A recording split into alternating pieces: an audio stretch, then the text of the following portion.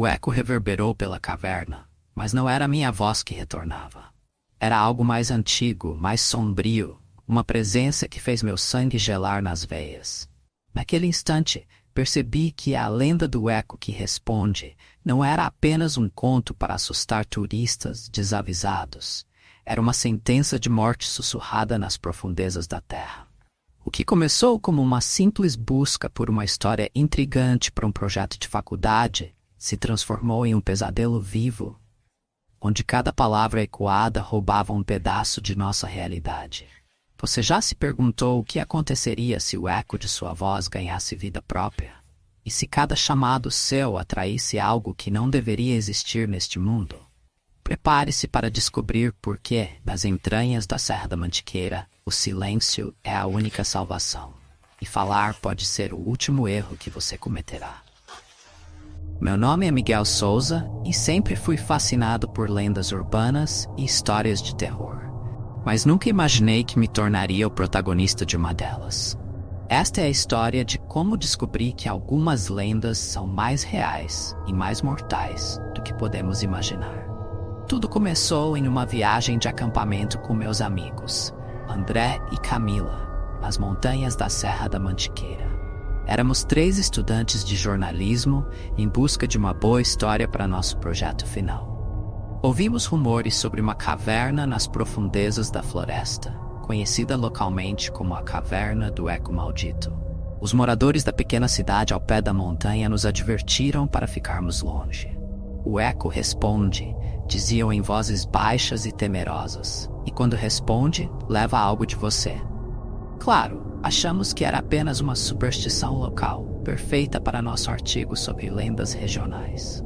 Na nossa segunda noite de acampamento, decidimos explorar a caverna.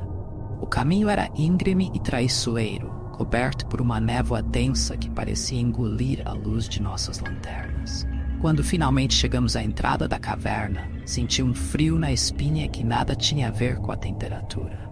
A boca da caverna se abria como uma ferida na montanha, negra e ameaçadora.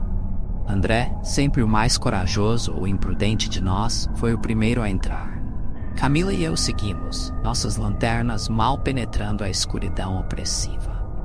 O interior da caverna era um labirinto de túneis e câmaras, as paredes cobertas de formações rochosas que pareciam se contorcer à luz tremulante de nossas lanternas. O silêncio era absoluto, quebrado apenas pelo som de nossas respirações e o ocasional pingar de água.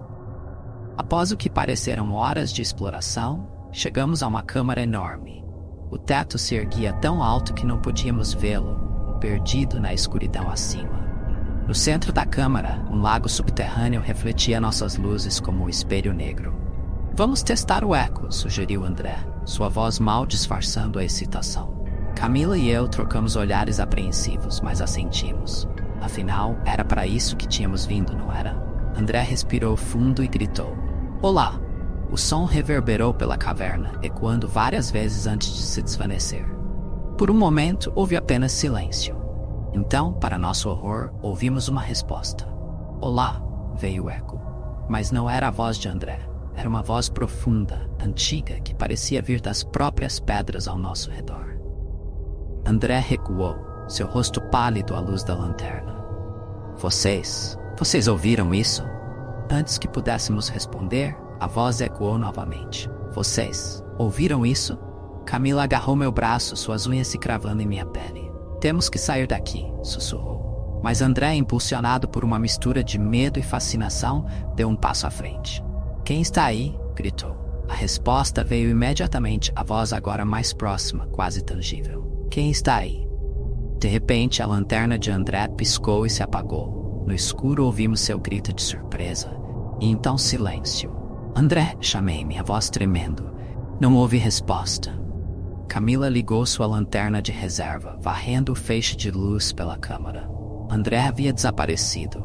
"Temos que encontrá-lo", disse Camila, sua voz mal passando de um sussurro. Começamos a procurar freneticamente, chamando o nome de André. Cada vez que gritávamos, o eco respondia, não com nossas vozes, mas com aquela voz antiga e terrível, cada vez mais próxima. Foi então que vi algo se movendo na superfície do lago. Não era um reflexo, mas algo se movendo sob a água. Algo grande. Camila, sussurrei apontando para o lago. Ela virou a lanterna para a água no exato momento em que uma forma monstruosa emergiu. Era como uma sombra líquida, vagamente humanoide, mas distorcida e alongada de maneiras impossíveis. E tinha olhos, dezenas de olhos brilhantes que refletiam a luz de nossa lanterna. Camila gritou e eu a puxei para correr. Mergulhamos de volta nos túneis, o eco de nossos passos misturado com aquela voz terrível que agora parecia vir de todas as direções. Voltem, dizia a voz, uma paródia horrível de nossas próprias súplicas por André. Voltem. Corremos cegamente pelos túneis, a escuridão engolindo tudo, exceto o pequeno círculo de luz da nossa lanterna. Atrás de nós, podíamos ouvir algo se movendo, um som molhado e viscoso de algo imenso se arrastando pelas pedras. De repente, Camila tropeçou e caiu. Sua lanterna se estilhaçou contra as rochas, mergulhando-nos na escuridão total. Agarrei sua mão e continuamos correndo, guiados apenas pelo desespero e o instinto de sobrevivência. O som atrás de nós ficava mais alto, mais próximo. Podia sentir a respiração de Camila, ofegante e aterrorizada. E então sua mão foi arrancada da minha. Seu grito foi breve e logo silenciado. Quis parar, voltar por ela, mas o terror me impulsionava adiante. Corri como nunca havia corrido antes, meus pulmões queimando, meus músculos gritando em protesto. Não sei quanto tempo corri na escuridão antes de ver um vislumbre de luz à frente. Com o último surto de energia, lancei-me em direção à saída da caverna. Emergi na floresta, a luz do amanhecer me cegando momentaneamente. Caí de joelhos, ofegante, meu coração ameaçando explodir no peito. Quando finalmente recuperei o fôlego e a coragem para olhar para trás, a entrada da caverna havia desaparecido. Onde antes havia uma abertura escura e ameaçadora, agora só havia rocha sólida. Passei os dias seguintes em um borrão de interrogatórios policiais e buscas infrutíferas. Ninguém encontrou qualquer sinal de André ou Camila. Ninguém encontrou a caverna. As autoridades concluíram que foi um trágico acidente de caminhada, que meus amigos haviam caído em algum precipício oculto pela névoa. Mas eu sei a verdade. À noite, quando tudo está quieto, às vezes ouço aquela voz terrível, ecoando em minha mente. Volte, diz ela.